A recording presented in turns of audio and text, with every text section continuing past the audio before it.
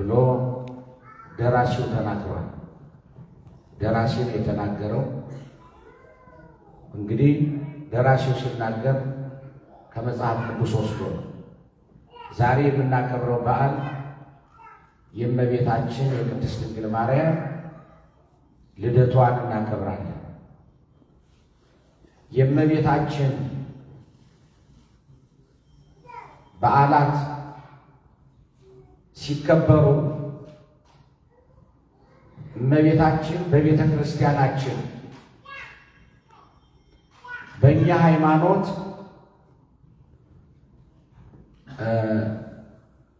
እንድትከበር እንዲነገርላት እንዲዘመርላት ማህሌቱም እንዲቆም ተአምሩ እንዲነበብ ያደረጉ ታላላቅ አባቶቻችን ናቸው። የዛሬውን አያደርገውና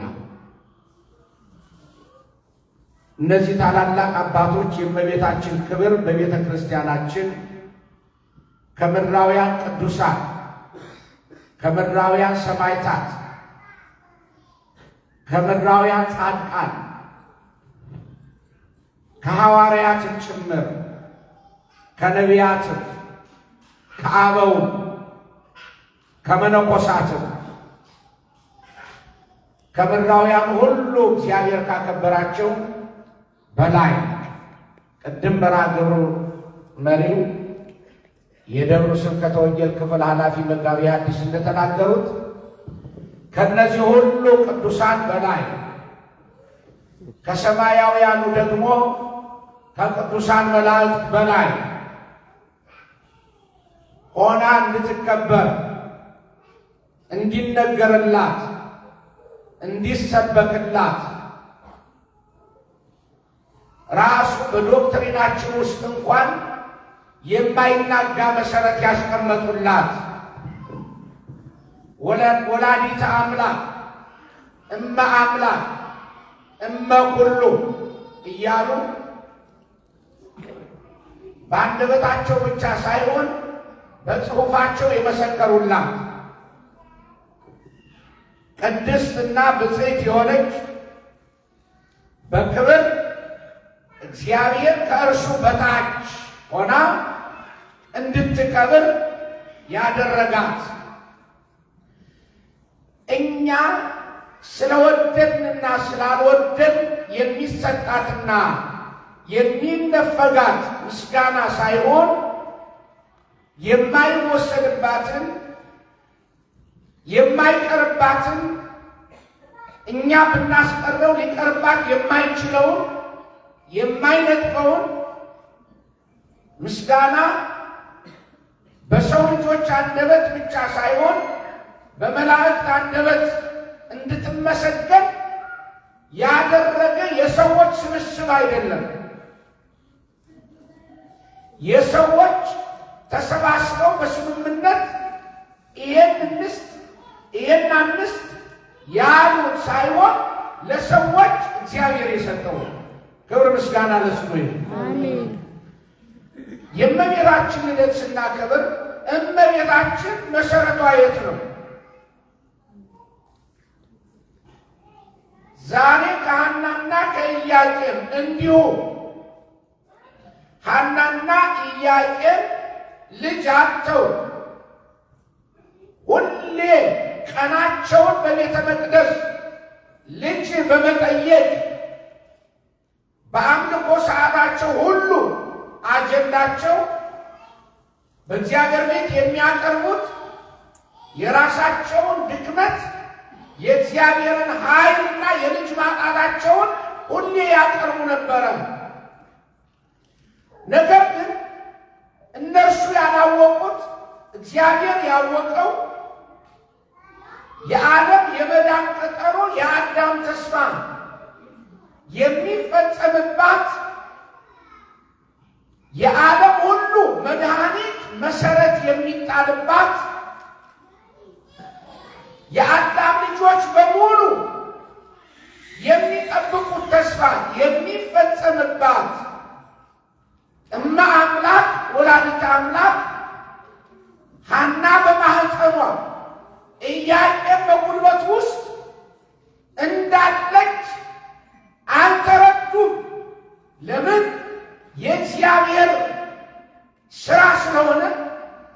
እግዚአብሔር ደግሞ ስራውን ይደብቃል። ለምን?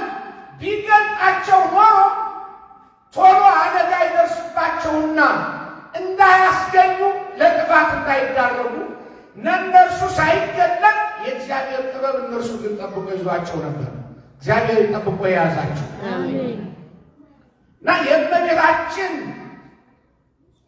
መሰረት የሚጀምረው ሐናና ኢያቄም ላይ ብቻ አይደለም፣ ዘፍጥረት ላይ ነው የሚጀምረው። የአዳምንና የሔዋንን በደል ቅድም አሁን በጠቅሳለሁ መጋቢ ሐዲስ ተናግረዋል። የመጀመሪያቱ ሔዋን በአመፀኝነቷ፣ ባልታዘዝ ባይነቷ፣ በእምቢባይነቷ ትታወቃለች። የአሁኗ ሔዋን ደግሞ ዳግሚት ሔዋን በታዛዥነቷ፣ በትህትናዋ፣ በጸጋዋ ከዓለም ሁሉ ሴቶች የተለየች በመሆኗ ደግሞ ጎልታ ትታወቃለች። እግዚአብሔርን በመበደል ሔዋን አዳም ከቦታቸው ሲወጡ እግዚአብሔር ግን አልተዋቸው፣ አንድ ተስፋ ሰጥቷቸው ነበር።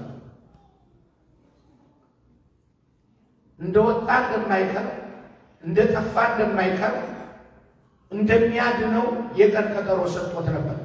በዚያ ቀነ ቀጠሮ ውስጥ ማን አለች ይመስላችኋል?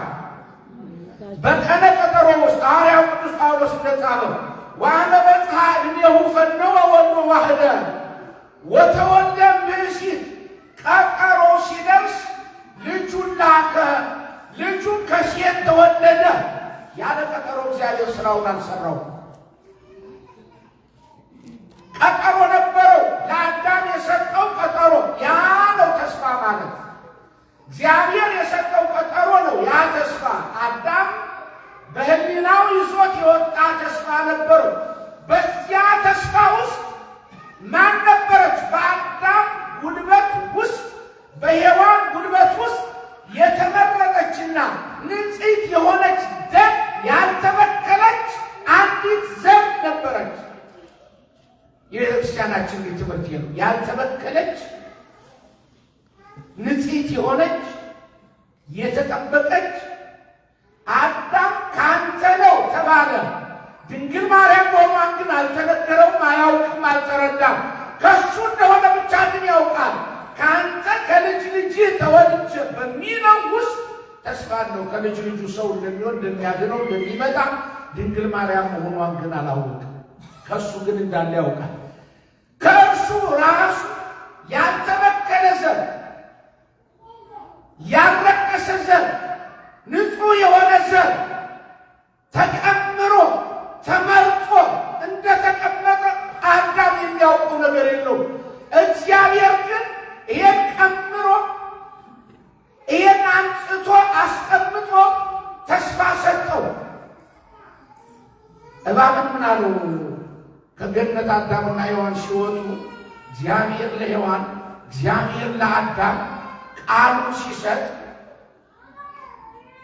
ሲያስወጣቸው ሲያባረራቸው ለእባብ ምንድን ነው ያለው? በአንተና በማን መካከል ነው ያለው? በአንተና በሴቲቱ በዘርህና በዘሯ መካከል ጠላትነትን አስቀምጣለሁ። ምን እያለው ነው? የክርስቶስን ሰው መሆንና ሰይጣንን የሚያባርረው የሚያሳድደው የሚያጠፋው ከአዳም ዘር እንዳለ በሴቲቱና በአንተ መካከል ሴቲቱን ይላል ራዕየ ዮሐንስ ደግሞ ሴቲቱን ያሳድዳት ነበረ። ማን? ያ የመጀመሪያው የተጣለው ዘንዶ ያሳድዳት ነበር። ከዚያ ጀምራ ነው እመቤታችን ይሄን ወስዶ ነው ቅዳሴ ማርያም ላይ ነው ያለ አባቶች አንቲ ውእቱ ተስፋሁ ለአዳም የአዳምና የሔዋንን ከገነት የነበረው ተስፋ መዞ አውጥቶ ነው አባ ሕርያቆስ አንቺ የአዳም ተስፋው ነሽ፣ በውስጡ ያለች ተስፋ ነች። ያን ሁሉ ዘመን ሲቀመጡ አዳምና ሔዋን እንደሚድኑ ተስፋ አላቸው፣ ተነግሯቸዋል። ሰው ታውቃላችሁ ያለ ተስፋ አይኖርም። እነሱ እኮ 5000 ዓመት እንደማይኖሩ ያውቁታል። ነገር ግን አምላካቸው በመከራም ውስጥ ሆነው በሞቱ እንደሚያድናቸው ተስፋ አላቸው። ያቺ ተስፋ ደግሞ ታላቋ ተስፋ ደግሞ ማነች? ማነች? በደምብ ተናገሩ። እንግዲህ እና ክብር ካላቸው ዩቱብ ላይ ግን የተናገረ ወይም መቤቴ ከማለት አሁን ተናገሩ። ያቺ ተስፋ ማነች? እንግዲህ ሰግባት እኮ እንዲያረጋ ማነት መቤቴ ከምንል አሁን በድፍረት እንናገር።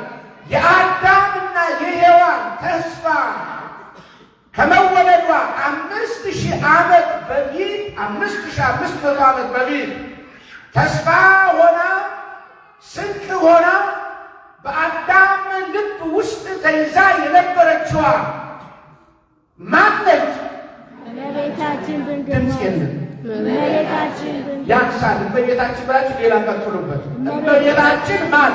ድንግል ማርያም እመቤታችን ማን? ድንግል ማርያም ድንግል ማርያም። በደንብ ተናገሩ። እመቤታችን ድንግል ማርያም የማን ተስፋ ነች? የአዳም ተስፋ። አያችሁ፣ ዛሬ አይደለም የተገኘው የእመቤታችን ተስፋነቷ በራእይ ስትታይ፣ በምሳሌ ሲመሰልላት፣ በሱባኤ ሲቆጠርላት፣ በትንቢት ሲነገርላት ከአበው ጀምሮ ብሉይ ኪዳን ከመጽሐፉ ጀምሮ በእነ አብርሃም በእነ ኖህ ውስጥ እያረገች የመጣች እናታችን ነች። በዚያ ውስጥ ተመርታ አይደለም እኮ እግዚአብሔር የገባው ቃል ኪዳን። እናንተ አሁን አንዳንዴ ጥሩ ህልም ስታዩ ጥሩ ህልም አይታችኋል። አንድ ጥሩ ነገር ከኔ ቤት አንድ ጥሩ ነገር ይገኛል ትላላችሁ አይደል? ነቢያት ሁሉ ይጠብቁት ነበር። እና አብርሃም በቤታቸው እግዚአብሔርን ሲያስተናግዱ ሃይመተ አብርሃም የአብርሃም ድንኳን በአብርሃም ድንኳን አብርሃም በበሩ ላይ ተቀምጦ እያለ ማን ነው የተገለጠለት የታየው? የአብርሃም ሥላሴ ሥላሴ ይላል። አሁን እዚያ የአብርሃም ሥላሴ ሥላሴ የተገለጠለት ይላል እዚያ ላይ በደንብ እንድታነቡ ነው። ሥላሴ ስትሉ ሥላሴ ግን የት አለ ቢላችሁ ምን ልትሉት ነው? አብርሃም በመምሬ የአድባር ዛፍ በነበረው በድንኳኑ በር ላይ ተቀምጦ እያለ ማን ተገለጠለት? ሶስት ሰዎች ተገለጡት። ታዩት ታየው እና ሊቁ ምን አለች? ተረጉም ድንኳኗን እነዚያ 3 ሰዎች አብርሃም ዝም አላላቸው። ግቡ አላቸው። ወደ ቤት ግቡ አላቸው። ገቡ። ሌላውን አልናገረው ማለት ነው። እና ሊቁ ምን አለች? ተረጉማት አንቺ የአብርሃም ድንኳን ነሽ። በአብርሃም ድንኳን 3 ሰዎች ተብለው በድንኳን ውስጥ ገብተው እንደተስተናገሩ ሁሉ በአንቺ 3ቱ ስራ ሰርተዋል። ማን ማን? አብ ወልድ መንፈስ ቅዱስ። ማን ናቸው ስራ ይሰሩ? አብ ወልድ መንፈስ ቅዱስ። አብ ምንድን ነው የሰራው? ጌታችን ኢየሱስ ክርስቶስ በብስራተ መልአክ እነሆ እንደ ቃልህ ይደረግልኝ ብላ ቃሉን አምና ሳትጠራጠር በትህትና ስትቀበል ሰው ለመሆን ኢየሱስ ክርስቶስ በማህፀኗ ሥጋን ሲዋሃድ ያጸናት ማን ነው? ያን እንድትችለው ያደረጋት ማን ነው? ያጸናት ከሁሉ ነገር ጠብቆ ደግሞ ከአዳም ጀምሮ አቀባን ከርሸእማ ከእናቷ ማህፀን ጀምሮ እየተንከባከበ ከአዳም ጀምሮ ከሔዋን ጀምሮ እየጠበቀ ከዚያ ሁሉ በነ ዳዊት በነ ሰሎሞን በነ ሙሴ በነ አሮን በነ ያዕቆብ በነ ይስሐቅ አድርጎ ያመጣት የጠበቃት ደግሞ ማን ነው? ማን ነው? በደምብ ተናገሩ። መንፈስ ቅዱስ። እንደዚህ ረገብ ያለ ወይ በሳል ወይ ሞቅ ያለ ሆነ ወይ ደግሞ እናንያው ቀዝቅዙ። ማን ነው እንደዚህ ከእናቷ ማህፀን ጀምሮ ደግሞ እየጠበቀ ማን ነው? እግዚአብሔር መንፈስ ቅዱስ።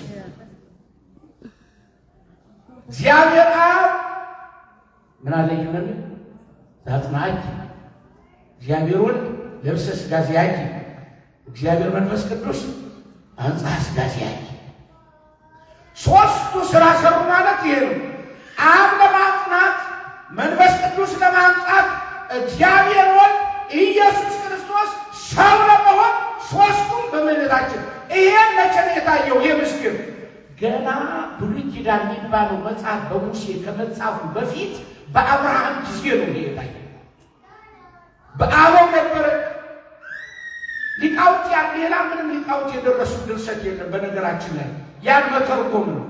ያን የማብራራት ስራ ነው የሰሩት። ታያችሁ ስለመቤታችን የማብራራት ስራ ነው። የአብርሃም እንኳን አንቺ ነሽ ይላል። ይቀጥልና ደግሞ ምን ይላል? በአበው ውስጥ በያዕቆብ ጊዜ ምን አይቷል? ያዕቆብ ለምሳሌ ስደት ሄዷል። እኛም በአውሮፕላን ነው የመጣነው። ያዕቆብ የተሰደደው በእግሩ ነው። ያን ረጅም የሆነ ሀገር ሲሄድ በእግሩ ነው የተሰደደው። ከወንድሙ ጋር በነበረው አለመግባባት ይስሐቅ ባረከውና በላገሩ ከሱ ከወንድም ተለያ ሄድና የሆነ ቦታ ላይ ሲያርፍ ድንጋይዋን ተንተርሶ ተኛ እና ምን አየ በህልም ውስጥ ድንገሩ ምን አየ በህልም ቅድም እናንተ ዝምሩ ያዕቆብ ዘፍጥረት ምዕራፍ 28 ላይ ነው። የአብርሃም ደግሞ ዘፍጥረት 18 ላይ ነው። ዘፍጥረት ምዕራፍ 28 ላይ ያዕቆብ ተሰዶ ሲሄድ ደከመውና የሆነ ቦታ አረፍ አለ። በራእዩ ምን አየ? ምን ተመለከተ? ረጅም መሰላል ከላዩ ላይ ምን አየ? ምን ተቀምጦ አየ? ንጉሥ ተቀምጦ አየ። በዚያ ላይ ደግሞ እነማን ይወጣሉ ይወርዳሉ? ብዙ ሰዎች መላእክት ሲወጡ ሲወርዱ ብሎ ተርጉሞታል። ሰዎች ሲወጡ ሲወርዱ ያያል። እንደተኛ አልቀረም፣ ተነሳ።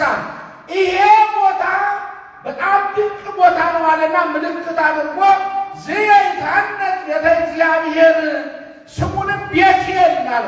የእግዚአብሔር ቤት ማለት ስሙን ቤቴል አለና ድንጋይ ሐውልት ሰርቶበት ከዚህ ላይ ወደፊት ቤተ መቅደሱ ይሰራል፣ የእግዚአብሔር ቤት ይሰራል፣ ያምልኮ ቤት ይሆናል ብሎ ይሄ ደግሞ ሲተረጉም ምንድን ነው ያለው? አንቲ ውእቱ ሰዋስው ዘርየ ያዕቆብ፣ ያዕቆብ በስደቱ ጊዜ ያየሽ መሰላል አንቺ ነሽ። ከላይ የተቀመጠው የመረጠሽ እግዚአብሔር ነው። መላእክት ደግሞ ሰዎች የሚወጡበት የሚወርዱበት በአንቺ ዓለም ይድናል። ተጣልተው የነበሩት ተለያይተው የነበሩት አይገናኙ የነበሩት ተቆራርጠው የነበሩት በአዳም በደል ምክንያት ሰማይና ምድር ተለያይቶ የነበረው በአንቺ ምክንያት የሰማዩ ወደ ምድር የምድሩ ወደ ሰማይ ሁለቱ አንቺ መገናኛዎች። ክብር ምስጋና ለስሙ ይሁን። መገናኛው መሰላል ምንድን ነው ስራው? ወደ ላይ ትወጣና ከላይ ያለውን ትሰራለህ። ከታች ያለውን ወደ ላይ፣ ከላይ ያለውን ደግሞ ወደ ታች። የእመቤታችን ነው ስራ። የሰው ልጆችና እግዚአብሔር፣ መላእክትና የሰው ልጆች፣ ሰውና ሰዎች፣ ነፍስና ሥጋ አንድ እንዲሆኑ ከተለያዩበት ጎራ ሁሉ ተሰብስበው አንድ እንዲሆኑ የመጀመሪያው መሰረት የተጣለ በሷል። እንደገና ምን ይላል ጴጥሮስ? መሰረተ ሕይወት ማርያም ይላል። ከዚህ ከመሰረቱ ጀምሮ እስከ ጣራው ድረስ መገናኛ የሆነች እመቤት።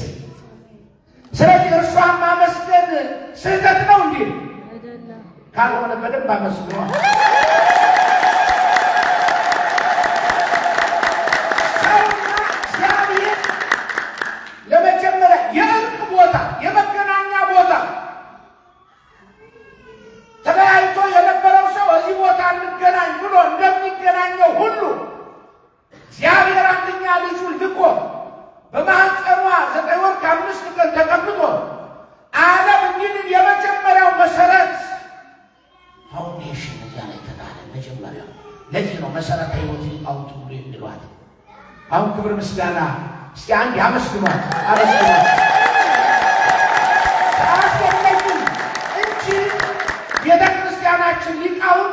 ትልልቅ ከሚባሉ ሊቃውንት ጀምሮ ስታነቡ ከአይምሯቸው አንቅተው አመንጭተው ሳይሆን ከብሉይ ኪዳን በአበው ዘመን በሐዲስ ኪዳን በሊቃውንት ዘመን የነበረውን እያብራሩ ቢናገሩ ቅድም የተናገሩት መጀመሪያ ደራሲው ኦ ማርያም መንክር ልደትኪ ድንግል ወይ ልደትሽ ድንቅ ነው፣ ተአምር ነው። ወእጹብ ግብርኪ ስራሽ ደግሞ የሰራሽው ስራ እጹብ የሚባል ነው እንጂ ተነግሮ የሚያልቅ አይደለም። እና ምን አላባ ሕርያቆስ ኦ ዝመንክር ወእጹብ ይሄ ነገር በአርምሞ የሚታለፍ በጣም ድንቅ ነው። አምላክን የመውለድ ይሄ ነው። ሲያዝ መጥቶ እነ ኢሳይያስ ላይ ደረሰ። እስኪ ኢሳይያስ ላይ የሚጠቀስ ሳለ ስለ እመቤታችን ገና ከመወለዷ 600 ዓመት በፊት ምን ብሎ ነው የተናገሩ? ኢሳይያስ ምዕራፍ 7 ቁጥር 14 ላይ ይነግረኝ ማን ነው? ድንግል አሁን ያኔ ድንግል ማርያም አለች እንዴ? ተወልዳ ነበር እንዴ? ግን ያያት በምንድን ነው? በመንፈስ ቅዱስ ተቃኝቶ ከአዳም ጀምሮ እስከሱ ድረስ እንዳለች ዓለም ይድናል፣ እንደ ሞት አይቀርም። የሚድነው ደግሞ እንዲሁ በዘር በሩካቤ በተገኘ ሰው ሳይሆን በድንግልና ድንግሊቱ በድንግልና ጸንሳ በድንግልና ወልዳ ድንግል ሆና የምትኖር ከወለደች በኋላ ድንግል ሆና የምትኖር አያችሁ። እንዲሁ አሁን እመቤታችን ለማመስገን ይሄ ብቻ ይበቃል። ድንግል ሆኖ መኖር። አሁን እናንተ ድንግልናችሁን መልሳችሁ ታመጡታላችሁ? እንዴት ሁሉ ይመጣል? አይመጣም። እሷን እኮ ለማመስገን ይሄ ብቻ እኮ ይበቃል። እንዲሁ ተፈጥፍጣችሁ ትሞቱ እንደሆነ እንጂ አታገኙት። ትዝታው ግን ይኖራል። ያ ትዝታው ብቻ ነው የሚቀረው። የእርሷን ወልዳ ይሄ ብቻ ምስጋና ይበቃል። ይሄ ለምስጋና እኮ ሌላ ቦታ መሄድ ሌላ ጥቅስ ማምጣት ብቻ እኮ ይሄ ምንም እኮ ድንግል ሆና መኖሯ ያልኳችሁ ቅድም ቤተ ክርስቲያናችን ዶክትሪን ብላ ከማይነቃነቀው ጨምራ የምታስተምረው አንዱ የፈጣሪ የእግዚአብሔር እናት ሚለው አሁን ማንም አይነቃነቀው ዶግማ ማንም የፈለገ ቢናገር ይኸው የቤተ ክርስቲያናችን ከዶግማ ጋር የሚሰጥ ዘላለማዊ ድንግል የሚለው ከዚያ ውስጥ አንዱ ዘላለማዊ ድንግልና ይሄ እኮ ነው። ቡረክት አንቲ ማንስ ያለ ስለዚህ ኢሳይያስ ምናል ከ600 ዓመት ገና በፊት ድንግል በድንግልና ጸንሳ ተወልዳ ድንግሊቱ ግን ማን እንደሆነች አልተናገረም። የድንግሊቱን ስም ብሎ የገለጠው ማን ነው? በየትኛው መጽሐፍ ነው ስሟ ተገልጦ የምናገኘው? ድንግል እያለ መጥቶ መጠሪያ ስሟ የተገለጠው በየትኛው ክፍል ነው? የሉቃስ ወንጌል ምዕራፍ 1 ላይ ነው። የድንግሊቱን ስም ይላል ማን ነው ይላል? ማርያም። ቅድም ስትዘምሩ እስኪ አንድ ጨባ እንደው ጠላት ይንደደው ጠላት ይበሳል።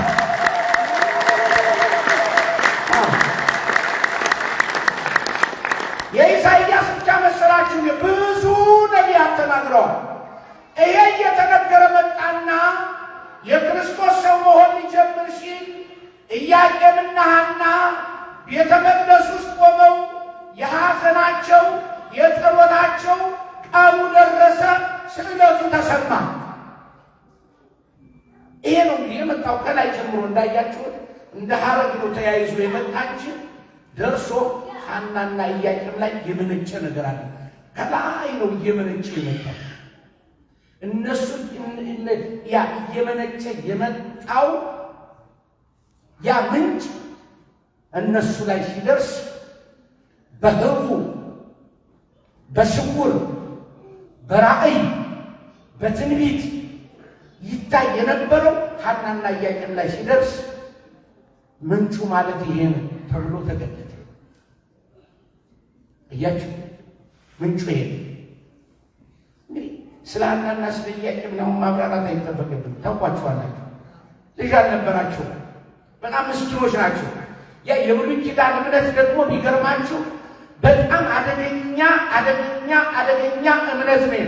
ዛሬ እኮ ኃጢአተኛ የለ፣ ጻድቅ የለ፣ ውጣ የለ፣ ግባ የለ።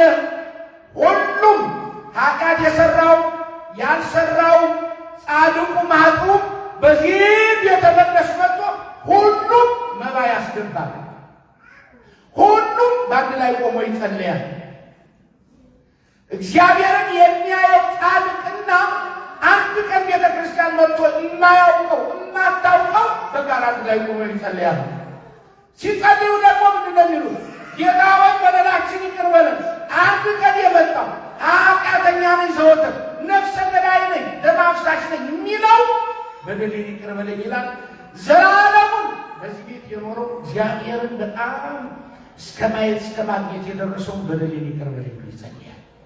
አዲስ ኪዳን እንግዲህ የክርስቶስ ደም እዚህ ላይ ነው ትልቁ ነገር። አንተው ጋር ብሉይ ኪዳን ግን እንዲህ አልነበረም። ብሉይ ኪዳን ለምሳሌ በሴቶች ላይ የነበሩ ያ ሁሉ ሐና ብዙ ጊዜ ይሄ ነገር ገጥሟታል። መባ እንኳን አብራ ከጓደኞቿ ጋር ሄዳ ለማስገባት ያሽሟጥጧት ነበር፣ ይሰድቧት ነበር፣ ይነቅፏት ነበር። አንቺ በቅሎ አይሉሽ ምናምንቴ ከእንስሳት ከአዕዋፍ እንኳን ያነስ እነርሱ እንኳን ይባዛሉ፣ አንቺ ምንም የሌለሽ ደረቅ ይሏታል። ስትናገር ደግሞ ምን ይሏታል? እንዲሁ መልስ እንኳን እንዳትሰጥ እግዚአብሔር እኮ እንዲህ አድርጎሽ የቀረ በዚህ ምላስሽ ነው። ሰውን በምኑ ነው የምትወጡ? ኧረ እኔ እንደዚህ አይደለሁም ለማለት እንኳን ያሸማቅቋታል። ምን ብለው? በዚህ ምላስሽ እኮ ነው አድርጎሽ የቀረ ይሏታል። ይህን ሁሉ ሊቀ ካህናቱ ሳይቀር የብሉይ ኪዳን ሊቀ ካህናት ሳይቀር የእናንተን መባ አልቀበልም፣ እናንተ እኮ በኃጢአታችሁ ነው እንዲሆናችሁ፣ ስለዚህ የኃጢአተኛውን ገንዘብ እግዚአብሔር አይፈልግም እያለ ያስወጣቸው። ግን ምርር ያለ ጸሎት ጸለዩ። ጭክን ያለ ጸሎት ተለያይተው፣ ቦታ ለይተው፣ ስፍራ ለይተው ምርር ያለ ጸሎት በእንባ የታጀበ። ይህን ሁሉ ግን የሚያደርገው እግዚአብሔር ለራሱ ጠብቆ ያቆየው ለዓለም ድህነት፣ ለነገረ ድህነት፣ ለእርሱ ሰው መሆን በዚያ ስላለ ምስጢር ስላለ እዚያ ራእይ ማየት ይችላል። አያችሁ ራእያ ጥሩ ነገር አይ ቅድም እንዳልኳቸው ነጭ ረግ፣ እምቦሳ፣ ጨረቃ፣ ከዚያ ፀሐይ ያ ለተርጓሚ ሄደው ሲነግሩት ጥሩ መልካም የሆኑ ልጆችን ትወልዳላችሁ እና የመጨረሻው ጨረቃና ፀሐይ ሲሉት እሱን አላውቀውም ጊዜ ይተርጉምላቸው። በሕይወታቸው ውስጥ ጊዜ ይተርጉሞ ብላችሁ የተዋችሁት ነገር አለ? መኖር አለበት። ሁሉን አትከባቱ። ያያችሁትን ሁሉ ለሰው እንዲሁኜ እንዲህ አይቼ እንዲህ ሊደረግልኝ ነው አትበሉ። ጊዜ ይተርጉመው ብላችሁ የምትተውት ነገር ከእናንተም የተደበቀ እግዚአብሔር ብቻ የሚያውቀው ለሕይወታችን ምስጢር የሆነ እግዚአብሔር ብቻ የሚያውቀው አለ። በእያንዳንዳችሁ ሕይወት ምስጢራችሁን ካወጣችሁት ጠላት ይበዛል። ጠላታችሁ በፀጉራችሁ ልክ ነው። ያዕቆብ እኮ ያ ሁሉ መከራ ዮሴፍ የደረሰበት ያየውን ሁሉ ለወንድሞቹ ይናገራል። ወደ ወንድሞቹ ተነሱበት። ያን ቢይዘው ግን ያ ሁሉ አይደርስበትም ነገር ግን የእርሱ ትልቅ ምስጢር ስላለው ዘመዶቹን ለማዳን እግዚአብሔር ከእነርሱ እንዲለይ ስለፈለገ እነርሱ እግዚአብሔር ይዞት የነበረውን ምስጢር ሁሉ በእንደዚህ በጨረቃ በፀሐይ ነገራቸው። ከዕለታት አንድ ቀን እመቤታችን ተጸነሰች። ብዙ ታሪክ ያለው እዚህ ላይ ማየተው ነገር የዘር ቆጠራም አለው። ያንን ያልገባበትም ሰዓት የለኝ። ያ ይሹት የነበረው መጀመሪያ ቃል የገቡት ነገር ሁሉ እኛው ቃል ገብተን አንፈጽም። ልጅ ወልዳችሁ አሁን አንዳንዶቻችሁ የቤተ መቅደስ አገልጋይ ይሆናል ትሉና ልክ አደግ ሲል አይደለም የቤተ መቅደስ አገልጋይ ለማድረግ ወደ ቤተ መቅደስ እንኳን ለአምልኮ ስትመጡ ይዛችሁ ማትመጡ አላችሁ። መጀመሪያ ግን ስትጨነቁ ልጅ ደህና ቢሆን ወይም ደግሞ ልጅ ባገኝ እንዲህ ቢሆንልኝ ትላላችሁ። ከተወለደች በኋላ ግን ዘማሪ ለማድረግ እንድትዘምር ለማድረግ ብዙ ሀተታ ታቀርባላችሁ። አይመችም፣ ይበዛው። ሐናና ኢያቄም ያን ቃል ገብተዋል። ለቤተ መቅደስ እንሰጣለን ያሉት። እመቤታችን በስደት ነው የተወለደችው። ለምን? በተጸነሰችበት ጊዜ ብዙ ነገሮች ተአምራቶች መሰራት ጀመሩ። አይሁድ ምቀኞች ናቸው። ዳዊት ሰሎሞን ያን ያህል ዘመን ገዙ፣ ከነዚህ የሚወለደው ደግሞ ምን ይሆናል በማለት ሐና ኢያቄምን ሲያሳድዷቸው ሄደው በረሃ ውስጥ ሊባኖስ፣ ዛሬ ደግሞ ወደዚህ መካከለኛው ምስራቅ ያሉ ኢትዮጵያውያን እሷ የተወለደችበት ቦታ ላይ በትልቁ ተሰብስበው ሊባኖስ ውስጥ ያከብራሉ። እዚያ ሊባኖስ የሚባለው ቦታ ላይ ከሀገራቸው ወጥተው እመቤታችን ነሐሴ ስንት ቀን የተጸነሰች? ነሐሴ ስንት ነው? በእኛ ነሐሴ ስንት ነው? 7 ተጸንሳ ስንት ቀን መቼ ተወለደች? ግንቦት 1። እንኳን ደስ ያላችሁ። ያው ዛሬ ልደቷን ስናከብር የእኛን ሕይወት ነው በዚያ ውስጥ የምናየው።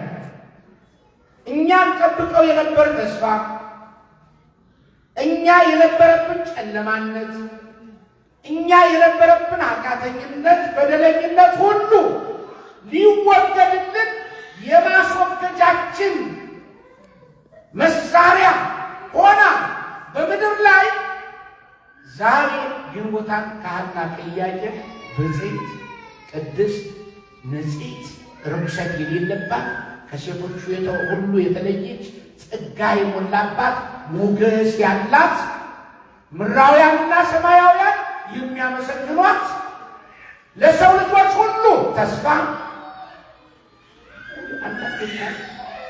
አሁን እኔ ለምሳሌ ብዙ ነገር አሁን ባለሁበት ደረጃ ብዙ ነገር ሲሆን ከመስቀሉ ፊት ቆሜ ከምጸልይ ያ የድሮ በይተ ማርያም ብዬ ስለምን የነበረው እዚህ ቆሜ ብናገር በጣም ህይወቴ ደስ ነው የሚለኝ። በጣም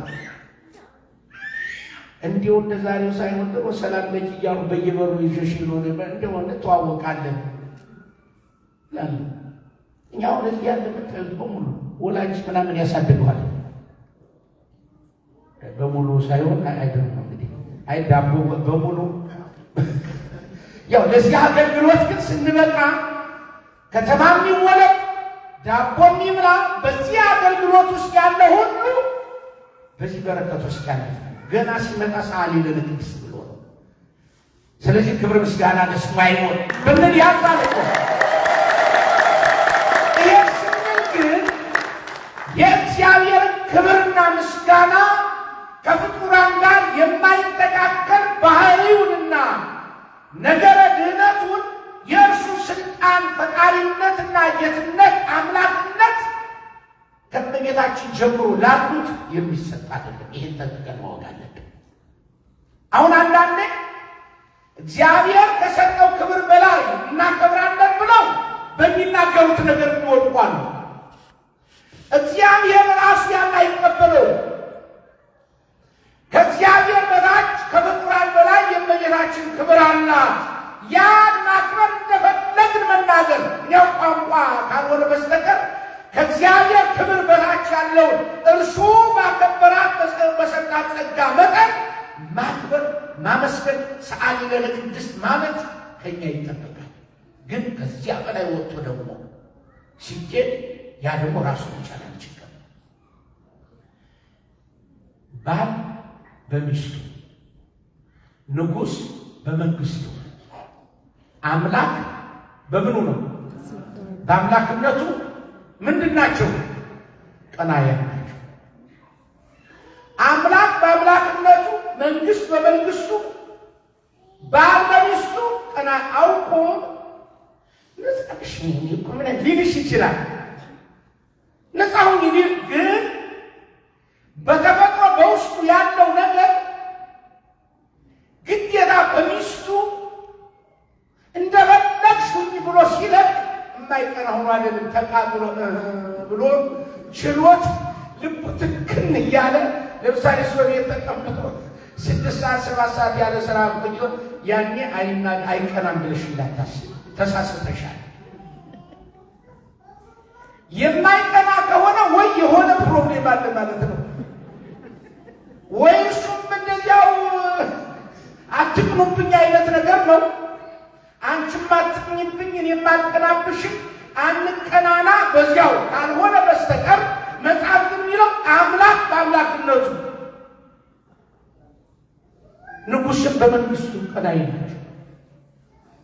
ስለዚህ የአምላክን ክብር አሁን አንዳንድ ሰዎች በቤተ ክርስቲያናችን ሰሞኑን አዲሱ ነው የመጣው። አንዳንዶች ከአቅም በላይ ይናገራሉ፣ አንዳንዶች ደግሞ ከሌለው ያልተባለውን ብለው የሚያዋርዷሉ። ይሄ ምንጩ ምን ይመስላችኋል? ምን ይመስላል? አንደኛ መንፈሳዊነታችን እየወረደ እየዘቀጠ ሄዷል።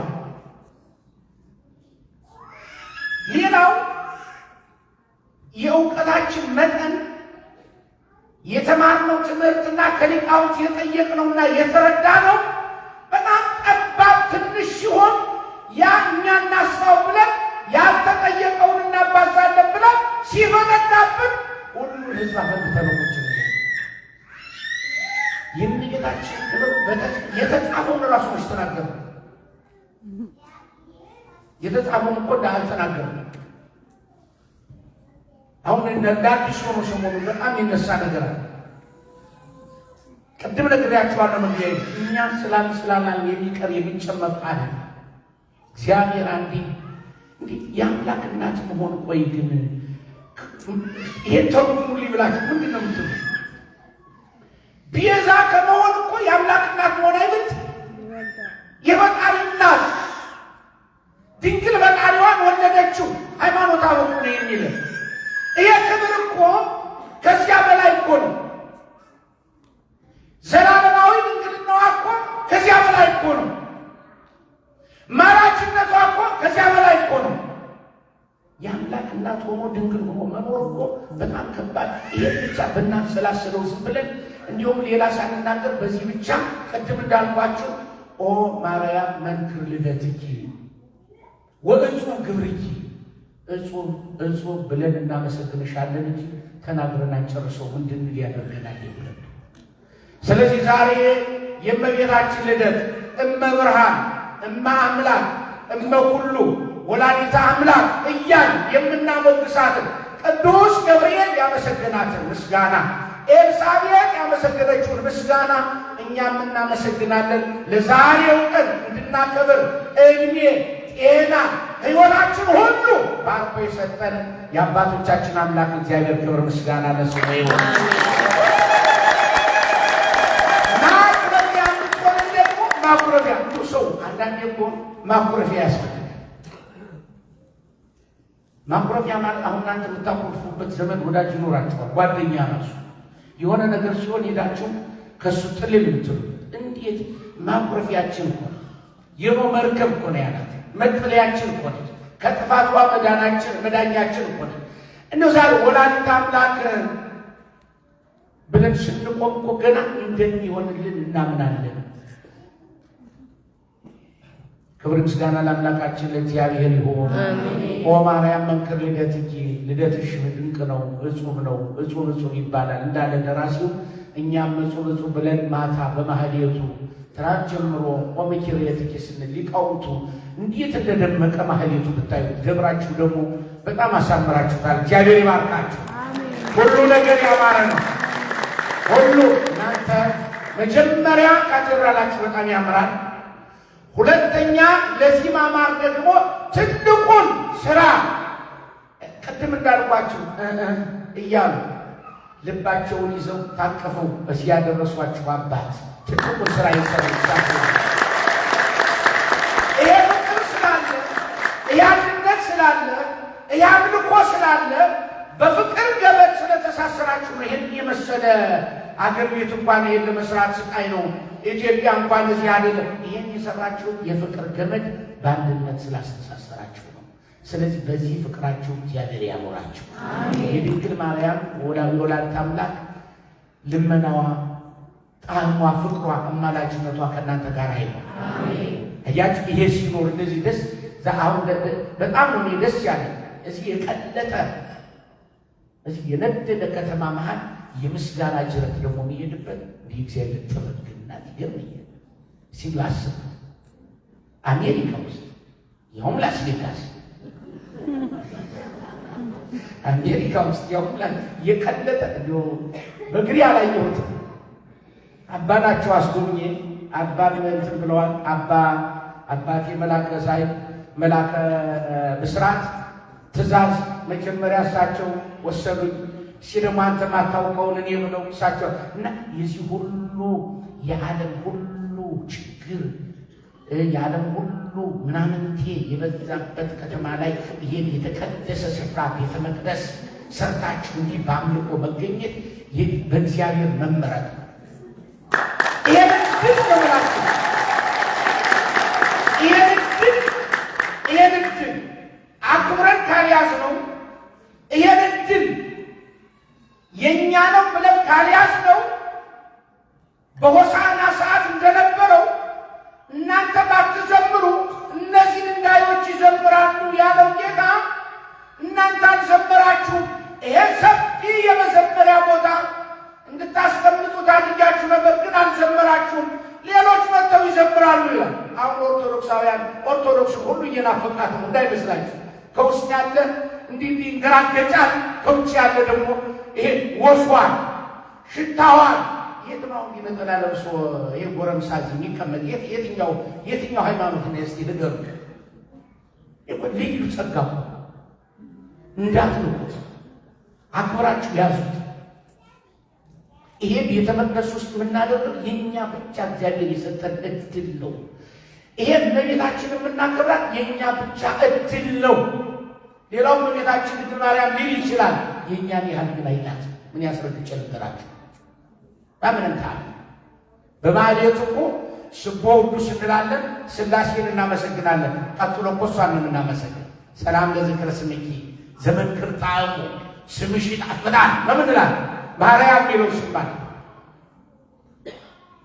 እስቲ ያኔ ስምሽ ይጣፍጣል ብላችሁ ድብልቅልቅ አድርጋችኋቸው ጨርሻለሁ።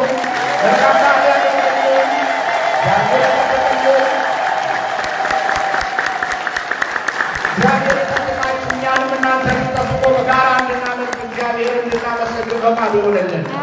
አሁን ደግሞ መጥተን እንድናገለግል ያደረጉ አባቶቻችን እግዚአብሔር በበረከት በእድሜና በጤና ይጠብቅልን። አሜን። መልካም በዓል ይሁንላችሁ ለሁላችሁ።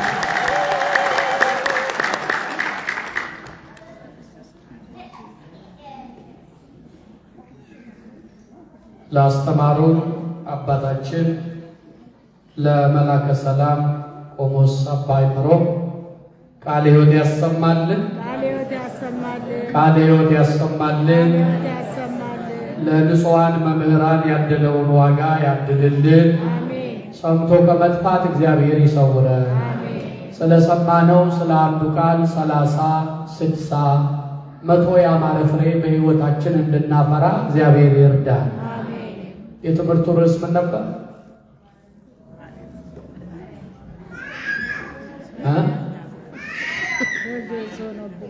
እንትን የበረሃ ሰው ይረሳል ለምስክርነት አይበቃም ብለዋል። ድሮ ተብሏል ይላል። ምን ነበረ? በአማርኛ ተርጉመውልናል አይደል? ድንግል ሆይ በሉ እስኪ። የደከመው ካለ መቆም ይችላል። ድንግል ሆይ ልደትሽ ድንቅ ነው። እስኪ እንደገና በዚህ ኃይለ ቃል ተነስተው እንደ ንብ ይባላል። ንብ ከተለያየ አበባ ቀምሞ ማር እንደሚሰራ ከቅዱሳት መጻሕፍት ከዘፍጥረት ጀምሮ ያሉትን በዳሰሳ እንደ ንብ እንደምትቀስም ንብ ዙሪያውን ዞረው ከአዋልድ ከታሪክ አመሳክረው የእመቤታችን ልደት ድንቅ መሆኑን በሚገባን ቋንቋ አስተማሩን። የሚገርመው ደግሞ ሰዓት አጠቃቀማቸው። በነገራችን ላይ እኔ ያው ሰዓት ላይ ያለኝን አቋም ታውቁ የለ ለካ መጀመሪያም ደርባባ ናቸው። ሰዓቱንም ደርበብ ምጥን ልክት ተርቆ አባታችን ያቀረበው። እባካችሁ ለአባታችን ደርባባ ሲባል ደርባባ መጥነው ያቀረቡልን። እኔ በእውነቱ የእመቤታችንን ልደት አባታችን ሲያስተምሩ እኔ ልብ ላይ ብዙ ሀሳብ ይውላል ነበር። ሐናና ኢያቄም በዘር የመጣ መካንነት እነሱ ላይ ደረሰ። አሁን በዚህ ዓለም ሄዳችሁ ደም ቼክ ስታረጉ በዘራችሁ አለ ስኳር፣ ግፊት አለ፣ በካንሰር የሞተ አለ፣ በዘር ይላችኋል። ከእናንተ ነው መጀመሪያ መረጃ የሚሰበስበው። በነገራችን ላይ ዶክተር አዲስ ነገር አያመጣም። ከእናንተው መረጃ ይሰበስብና ትንሽ ደማችሁ ከፍ ካለ በቤተሰብ እኮ አለብህ ይላችኋል። በማግስቱ ማነገረው ትላላችሁ፣ ረስታችሁት። በዘር አለ ነው የሚለው። የሚገርመው የቴታ በጥሪቃ ተሻግሮ በዘር እነሱ ጋር ደረሰ። ለካ እግዚአብሔር ጣልቃ ሲገባ በዘር ይመጣል የተባለውን እንዳልነበረ ያደርገዋል። አቤት አምላካችን እንዴት ድንቅ ነው! አቤት አምላካችን እንዴት ልዩ ነው! ዛሬ የምስራች እላችኋለሁ አባታችንን ይዤ በዘር ግፊት አለብህ፣ ስኳር አለብህ፣ ካንሰር አለብህ፣ በዚህ አልቀዋል ያልከው ብሎች አንተ ያሰጋሃል ተብለህ ከሆነ ዛሬ ድንግል ማርያምን አማላጅ መድኃኒት ልጇ ኢየሱስን ዳኛ አድርጌ እነግርሃለሁ። የዘር አንተ ላይ የዘር አንቺ ላይ ስልጣን አይኖረው። መካንነት እዚያ ቀርቷል። መካንነት ቀርቶ ወልደው ሳሙ ይላል። ወልደው ሳሙ ልብ ብላችኋል። ማለት ሶሊያና አሏት። ጨረቃ እመቤታችን ናት። ሶሊያና ማለት ጨረቃ ማለት በጨለማ ውስጥ ጨረቃ ሲያበራ እንዴት ያምራል! እመቤታችን በጨለማ ሕይወታችን ላይ ተስፋ እንዳለን ያረጋገጠችልን ብርሃናዊቱ ጨረቃ ናት። አረ ለድንግል ማርያም ለልደቷ ክብር ምስጋና። ዛሬ እጅ አያርፍም ብዬ ነበረ። አንዳንዱ እንደመታዘብም ያደርገዋል። ተወልዳለችና የጌታ እናት የኛ መድኃኒት ተወልዳለችና የጌታ እናት የኛ መድኃኒት